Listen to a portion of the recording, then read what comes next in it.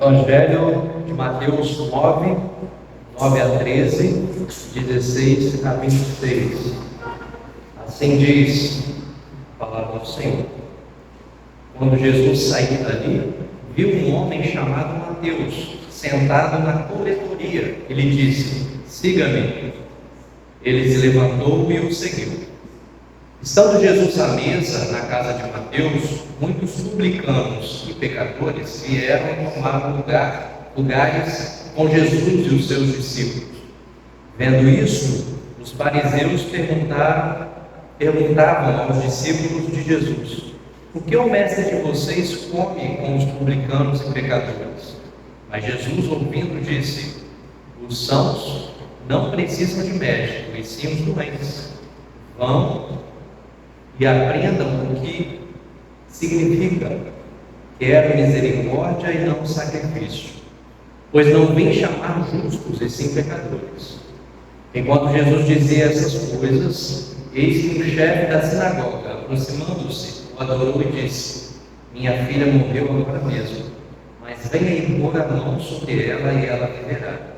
E Jesus se levantou e o seguiu juntamente com os seus discípulos. E eis que uma mulher, que durante 12 anos vinha sofrendo de uma hemorragia, veio por trás de Jesus e tocou na borda da capa dele, porque dizia consigo mesma: se eu apenas tocar na capa dele, ficarei curada. Então Jesus, voltando-se e vendo-a, disse: coragem, filha, a sua fé salvou você. E desde aquele instante a mulher ficou sã. Tendo Jesus chegado à casa do chefe, e vendo os tocadores de flauta e o povo em alvoroço, disse: saiam daqui, porque a menina não está morta, mas dorme. E riam-se dele. Mas quando o povo tinha sido colocado para fora, Jesus entrou, tomou a menina pela mão, e ela se levantou.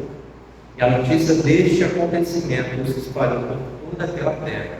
Amém. A igreja pode se sentar.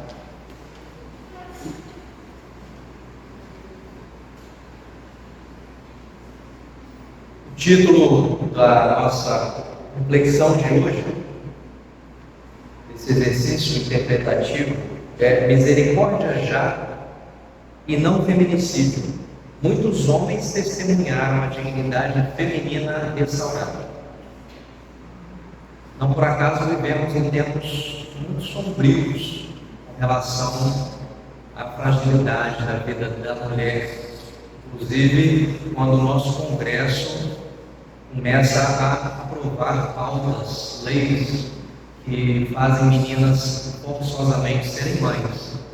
Então, por acaso, a mensagem também se conecta com uma luta pela humanidade.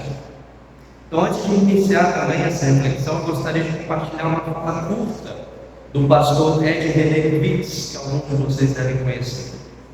Ele disse: eu acho bonito quando se diz que Jesus estava na mesa com os pecadores. Não é que Jesus se sentia à vontade entre os pecadores, é que os pecadores se sentiam à vontade na presença de Jesus. Isso é o mais bonito. E uma igreja que tem a coragem de lidar com os conflitos e angústias humanas, quaisquer que sejam, no ambiente da graça de Deus, do respeito, é uma igreja. Eu não quero uma igreja dogmática, legalista e secretária. Falas do pastor Ed René Witz. Podemos resumir o Evangelho de Mateus que nós lemos agora assim: Jesus chama Mateus, cura uma mulher com fluxo de sangue e ressuscita a filha adolescente de Jairo, conforme nós vimos no texto de Marcos, que dá nome ao chefe da sinagoga. No entanto, essa síntese não nos ensina nada. Falar isso, o resumo do que lemos, não ensina nada. Precisamos de algo que nos ajude a aprender. Nós precisamos de aprender. No versículo 13, Jesus cita o profeta Oséias 6,6, e diz mais. Jesus então diz: ide, porém, e aprendei o que significa misericórdia quero e não sacrifício, pois não vim chamar justos, mas pecadores ao arrependimento. Então esse versículo 3 é o versículo que nos atravessa. Ide, porém, e aprendei o que significa misericórdia quero, e não sacrifício, pois vim chamar justos, mas não pecadores, ao arrependimento. Pois de fato a gente tem um costume, e isso faz parte também de uma construção social que nós temos, de enquadrar Mateus, que também era chamado de Levi, o cobrador de impostos, como pecador. Quando a gente começa a rotular, a querer julgar as pessoas, né, dessa forma, então a gente está falando de um modelo já comunitário. Todos, quando olham para esse Mateus, falam, aquele pecador cobrador de impostos. Aliás, como Zaqueu, ele tira ainda mais de quem nada tem. Então o pecado de Mateus era muito semelhante ao de Zaqueu, que tirava de quem não tinha, que cobrava impostos e que fazia disso uma maneira de acumular recursos para a sua própria vida, para o seu próprio gozo. Mas a mulher com fluxo de sangue e a filha do chefe da sinagoga, elas não nos parecem exatamente pecadoras, né? Não aparece também no texto aquelas pecadoras, mas aqui há uma ênfase no Mateus como pecador. Mas elas aqui não são pecadoras. Mas por que o texto traz 3 exemplos de pessoas que são assim bem empáticos, né, na relação com Jesus, e nos leva a pensar todos como pecadores? Por causa da nossa lente misógina ou moral, diríamos que a mulher pecadora seria aquela de João 8. Todo mundo conhece a história, e hoje de manhã a sala das crianças apresentou um pouco sobre isso, todos os adolescentes, não me lembro agora, sobre a questão do pecado. Foi dos adolescentes, a questão do pecado. E um dos exemplos era da mulher que poderia ser apedrejada. Então lá em João 8 nós temos esse exemplo, nessa narrativa. Uma mulher que seria apedrejada, mas a palavra de Jesus, ela atravessa aqueles homens que queriam apedrejar aquelas mulheres. Aqueles homens que estavam com pedras nas mãos. Jesus diz, quem de vocês estiver sem pecado, seja o primeiro a tirar uma pedra nela. Porém, na dispersão dos feminicidas, porque a intenção deles era matar aquela mulher, porque ela era mulher, Jesus diz à mulher, vá e não peques mais. Que mostra que ela é uma pecadora. O apóstolo Paulo nos lembra que há uma consciência de pecado no convívio coletivo, especialmente no espaço religioso evangélico. A consciência de pecado da comunidade. A consciência de pecado é como quando nós, juntos, julgamos ou fazemos uma avaliação das nossas ações e a gente percebe que certas coisas são pecados. Quando nós juntos julgamos ou quando nós juntos analisamos, inclusive para confessar. Então existe no nosso meio evangélico uma consciência de pecado. E Paulo chama a atenção para isso. Em Romanos 3, 10 a 12, Paulo lembra que não há justo nem sequer um justo, não há quem entenda, não há quem busque a Deus. Todos se desviaram, juntamente se tornaram inúteis. Não há quem faça o bem, não há nenhum sequer. Para a gente olhar para Mateus, para todos que estavam na mesa, para a gente olhar para a mulher que caminha com fluxo de sangue, e olhar para a menina, para Jairo, para todos ali e falar, todos são pecadores, inclusive nós. Essa é uma consciência de pecado. Só que isso não resolve e não ensina nada para a gente. Como eu já disse, esse olhar não ensina. Ao analisar o episódio misoginamente conhecido como uma mulher adúltera, em muitas Bíblias em João 8 está lá o título, a mulher adúltera. Isso é um julgamento que alguém colocou na Bíblia. A mulher adúltera. Precisamos nos lembrar que não há uma só pessoa que não tenha pecado, compreendendo que a interpretação de Paulo na sequência, em Romanos 3, 19 a 20, que diz, Ora, sabemos que tudo o que a lei diz é dito aos que vivem sob a lei, para que toda boca se cale e todo mundo seja culpável diante de Deus. Porque ninguém será justificado diante de Deus por obras da lei, pois pela lei vem o pleno conhecimento do pecado. É a lei, é aquela lei que revela o pecado. Então é interessante porque Jesus trabalha muito isso. Se você conhece a lei, você conhece o caminho errado e o caminho certo. Se você conhece a lei, você conhece os seus pecados. O episódio que terminaria em feminicídio é exatamente isso. A lei mosaica, plenamente interpretada por Jesus, deu total conhecimento do pecado deles e dela. Não pela moral, mas pela falta de lealdade ao amor. Então, o julgamento de Jesus não é sobre pecado, não é sobre os erros morais das pessoas, não é pelos desvios morais, porque ela é adúltera, não é sobre isso. É sobre a falta de lealdade ao amor. Aqueles que tinham pedras nas mãos tinham falta de lealdade ao amor. Aquela mulher, pelo que fez, tinha falta de lealdade ao amor, como muitos homens que traem suas companheiras têm falta de lealdade ao amor. Então não é uma questão moral. Jesus fala sobre lealdade, não a lei, mas ao amor. Mas quando Jesus pergunta onde estão seus acusadores, ele está reconhecendo que ela é vítima, e o foco não é o pecado, mas a preservação da vida. Jesus utiliza o critério da misericórdia, que substitui o sacrifício, o critério do sacrifício. Misericórdia quero e não sacrifício. Claramente a prioridade é a vida daquela mulher. Então nós fomos a João 8 para tentar entender como que mulheres estão no Evangelho de Mateus, compondo com essa mesa que começa lá em Mateus, sendo chamado por Jesus. Jesus chama Mateus e diversos pecadores se juntam numa mesa. O que eles fazem nessa mesa? Comem e bebem. E os fariseus vigiam. Então, voltando ao Evangelho de Mateus, há uma cena que ninguém tira da cabeça, que é justamente a mesa na casa de Mateus, rodeada por publicanos e pecadores. Atitude questionada pelos fariseus aos discípulos de Jesus. Mas a fofoquinha chega no ouvido de Jesus, que diz: os sãos não precisam de médico, mas sim os doentes. Quem são os sãos? Quem são os doentes? Em quais circunstâncias? Porque tem duas mulheres que podem estar doentes, mas há também as pessoas que estão doentes do espírito. É muito interessante que Jesus joga essa questão para as pessoas refletirem. E agora que tudo passa a fazer mais sentido, Jesus reparte pão e vinho com pecadores, convida ao arrependimento também aqueles que se acham justos, estendendo o tamanho da mesa eucarística a uma caminhada didática de aprendizado aberto ao povo.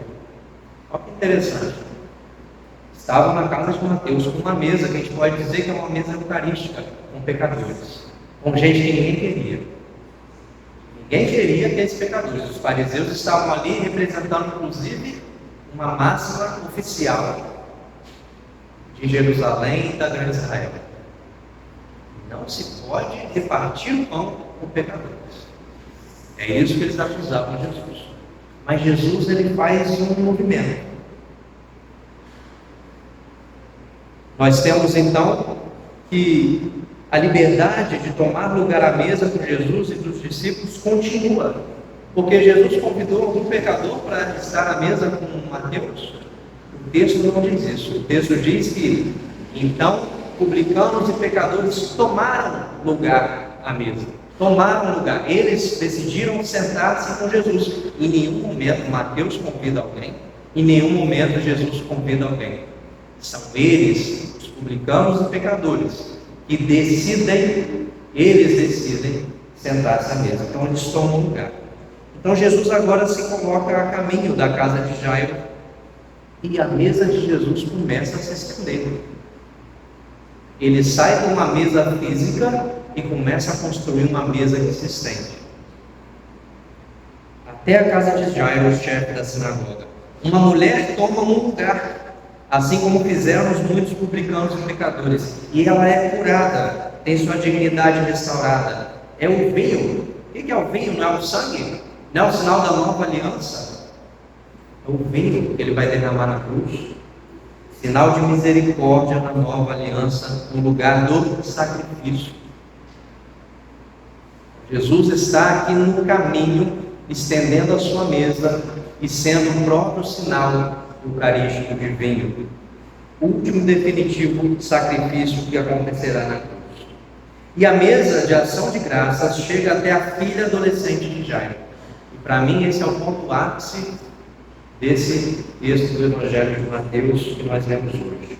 A preocupação de Jesus de que esta menina seja urgentemente alimentada aponta para uma fraqueza extrema. Percebam?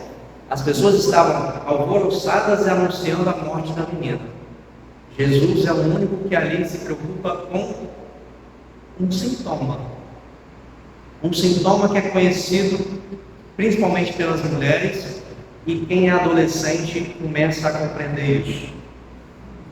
Talvez alguns de vocês não tenham ouvido falar, mas a menorragia é um fluxo anormal de sangue para quem está menstruando.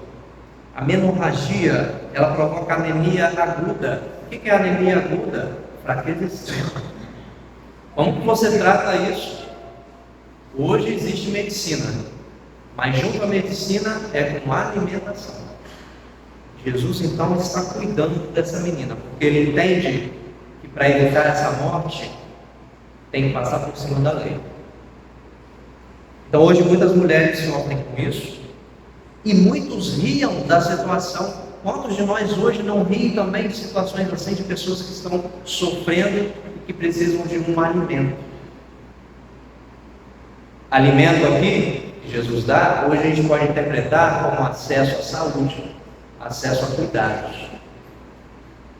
Às vezes não é um alimento que a gente coma, mas um alimento no sentido de cuidados que podem ser refletidos por políticas públicas. Então muitos riam da situação, mas Jesus ensinava a misericórdia no lugar de sacrifício, já que a lei ordenava que ninguém tocasse a menina, a deixando abandonada, desprovida à beira da morte. O que causa a morte não é a doença que eles achavam. O que causa a morte é aceitar que uma lei diga: não toque uma mulher sangrando, seja ela adolescente, seja ela uma mulher com mais de 12 anos sofrendo fluxo de sangue. A lei mandava: não toque, não ajude. É isso que a lei dizia. E Jesus fala: eu vou passar por cima da lei, porque não é isso que a lei ensina. Não é isso que a lei ensina. Ele expressa cuidado maternal, especialmente concentrando na ordem de restauração da vida por meio do alimento. E aqui aparece o pão eucarístico. O pão da vida, o pertencimento comunitário, a inclusão, a preservação da vida. Um homem que ensina a outros homens contra toda e qualquer lei a se doarem, a se arriscarem a favor da vida das pessoas mais vulneráveis. Aqui bastante claro, as mulheres. Jesus se arrisca, porque os fariseus estavam de olho nele. Vamos ver o que ele vai fazer agora. Que a gente prende ele e mata. Não é esse? Os olhos dos fariseus, os olhos das lideranças estavam em Jesus, não para ver se ele ia fazer o bem, mas poder prendê-lo pelo bem que ele faz. Prendê-lo, torturá-lo e matá-lo. Mas Jesus encontra maneiras de evitar isso, porque ainda não era a hora. Se olharmos a ordem inversa da narrativa, a salvação chega primeiro às pessoas mais vulneráveis. Quem é salva primeiro? A menina adolescente, à beira da morte por causa da lei. Depois a mulher com fluxo, com hemorragia, desamparada há 12 anos por causa da lei. Depois os pecadores à mesa, cuja riqueza vinha da exploração dos pobres, mas se viu isolados por causa da lei. A lei os isolava. E por último, os fariseus, junto aos escribas, responsáveis diretos pela vulnerabilidade do povo, especialmente mulheres, por causa da idolatria da lei. A esses a salvação parece tardar mais, porque eles enfrentam, eles não querem. Então, quem idolatra essa lei, quem não enxerga a forma como Jesus propõe a misericórdia, acaba fazendo como os fariseus. Então, a nossa conclusão: a quem Jesus se mobiliza, deixando um banquete de homens importantes para trás? A quem Jesus se mobiliza? Para salvar a vida da adolescente filha de Jairo, Jesus se põe a caminhar certo de que nada o impediria e de que nada importa. Acho importante a presença de apenas 3 discípulos e os pais da moça, representantes da lei, antecipariam então a sua prisão. Jesus faz com que ninguém presencie esse ato, porque senão ele seria preso. A Eucaristia para Jesus é mais que uma festa em torno de uma mesa com elementos consagrados. A mesa de ação de graças de Jesus é caminho, é cuidado no lar. Participar dessa refeição é muito mais que um ritual cultico. É fazer em memória dele, isto é, sendo misericordioso como ele foi com aquela adolescente. A mesa de Jesus vai chegar lá no quarto onde a menina estava, na casa de Jairo. Chefe da sinagoga. Naquela estrutura, ele era um homem poderoso.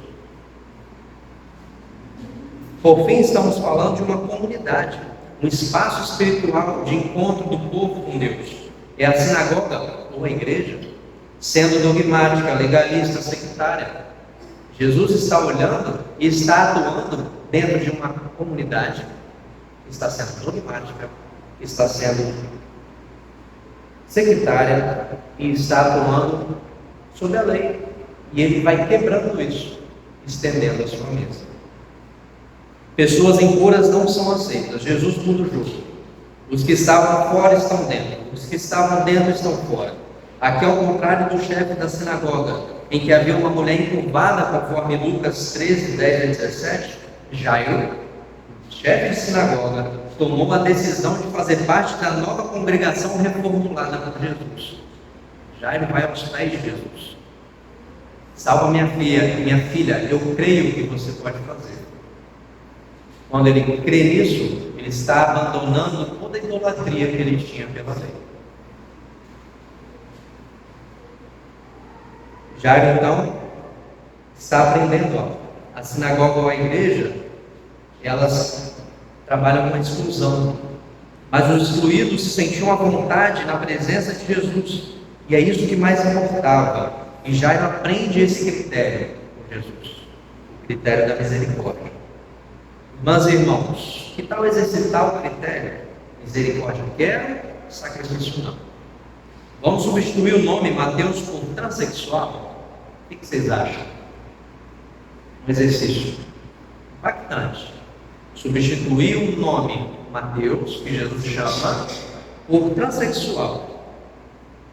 Estando Jesus à mesa na casa da pessoa trans, muitas pessoas LGBTQI APN+, vieram e tomaram lugares com Jesus e os seus discípulos, e os idólatras da lei questionaram Jesus.